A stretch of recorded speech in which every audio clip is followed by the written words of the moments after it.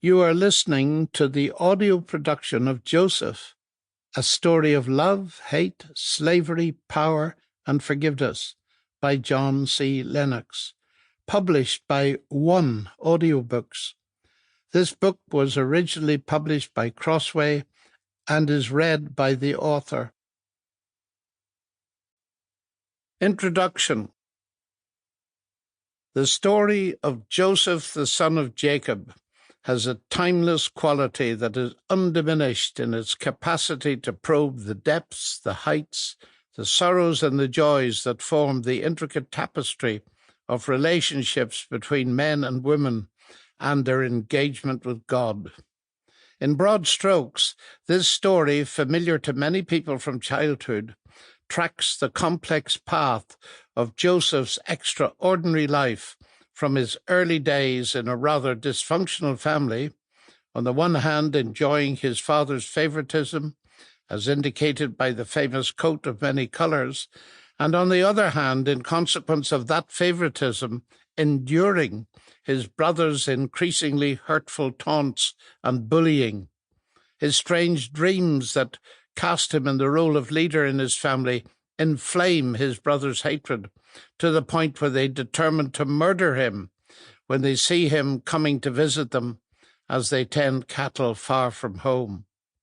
At the last moment, fratricide is narrowly avoided when one of the brothers, Judah, suggests that Joseph be sold to a passing caravan of Midianite slave traffickers.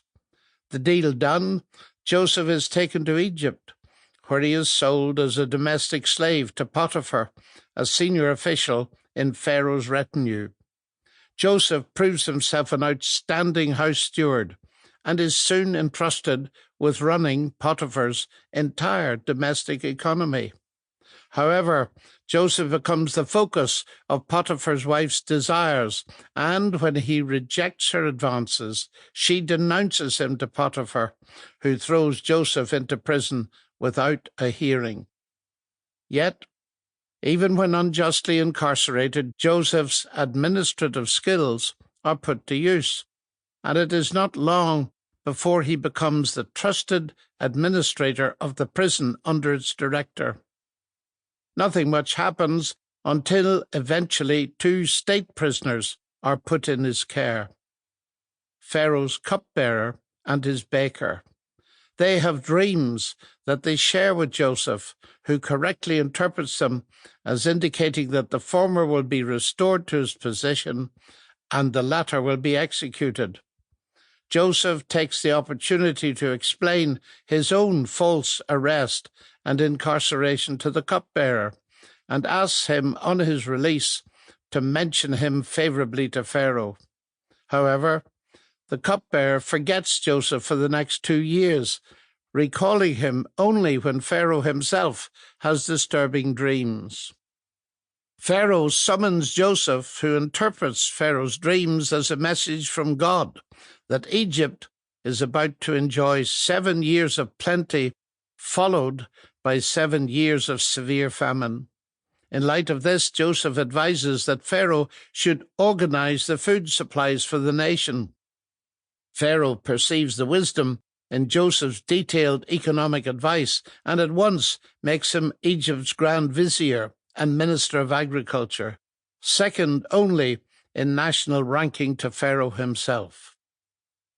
Joseph, catapulted from prison to high office of state, at once sets about using his consummate administrative skill and his new powers to set up vast storehouses for the nation's grain. This system works so well that the Egyptian granary storehouses are full to overflowing by the end of the years of plenty. Then come the years of famine as foreseen in Pharaoh's dreams. The shortage of food affects not only Egypt, but also the surrounding nations that are forced to come to Egypt for food aid. Among those who come for help are Joseph's brothers, who arrive at a distribution center overseen by Joseph himself. They fail to recognize him, although he recognizes them. The scene is now set for a fascinating Sample complete. Ready to continue?